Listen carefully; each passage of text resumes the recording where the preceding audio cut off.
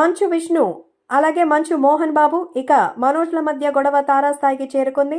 ఆదివారం సాయంత్రం మనోజ్ పైన కొంతమంది మోహన్ బాబు తరపు అనుచరులు దాడి చేశారని, తన తండ్రి మీద ఉన్నటువంటి కేసు పెట్టాలని మనోజ్ అయితే ఫిక్స్ అయ్యారు. అయితే ఎక్కడైనటువంటి విద్యా సంస్థలకి ప్రస్తుతం వినయ్ అనేటువంటి వ్యక్తే తన అనుచరులతో కలిసి తన మీద దాడి చేశారని కంప్లైంట్ చేశారట మనోజ్. దీంతో మనోజ్ అయితే తన మీద గాయాలవ్వడంతో హాస్పిటల్కి వెళ్లి ట్రీట్మెంట్ చేయించుకున్నారు. ఆయనకి ఎక్స్రేలు, సిటీ స్కాన్లు అన్నీ చేశారు. ఈ నేపథ్యంలో మంచు విష్ణు ఇంకా మిగతా వాళ్ళు కూడా ఇప్పుడే కుటుంబ సభ్యులు ఫామ్ హౌస్ కి చేరుకున్నారు. ఈ సందర్భంగా మనోజ్ తన తరపున పవన్ కళ్యాణ్ ని కోరబోతున్నట్టుగా తెలుస్తోంది సహాయం కోసం.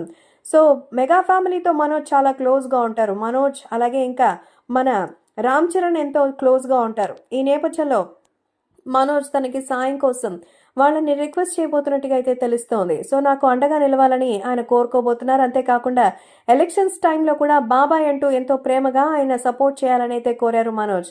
ఈ నేపథ్యంలో ప్రస్తుతం తన మీద వ్యక్తిగతంగాను ఆర్థికంగాను జరుగుతున్నటువంటి వ్యతిరేకతపై మనోజ్ గవర్నమెంట్ సాయం కూడా తీసుకోబోతున్నారు.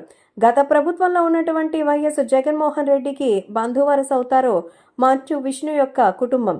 ఈ నేపథ్యంలోనే వాళ్ళు చేసేటువంటి వాటికి ఎవరు ప్రశ్నించారనుకుని అందరూ కూడా తన మీద దౌర్జన్యం చేశారని, కానీ ఇప్పుడు న్యాయం జరుగుతుందని నాకు అనిపిస్తోంది. కాబట్టే ఇంతకాలం నేను సైలెంట్ గా ఉన్నాను, ఇక మీదట సైలెంట్ గా ఉండపోనని నా పైన ఫిజికల్ హెరాస్మెంట్ కూడా చేస్తున్నారు. గతంలో కూడా నా ఇంటి దౌర్జన్యానికి వచ్చారు, ఇంటికే కొట్టడానికి వస్తున్నారంటే ఇంకా మీరే ఊహించుకోండి నా పరిస్థితి ఎలా ఉందో అంటూ నాకు నచ్చినటువంటి జీవితం గడపడానికి కూడా ప్రతిదీ వాళ్ళ అదుపాజ్ఞల్లో ఉండాలా అంటూ మంచు మనోజ్ ఆవేదన వ్యక్తం చేశారు.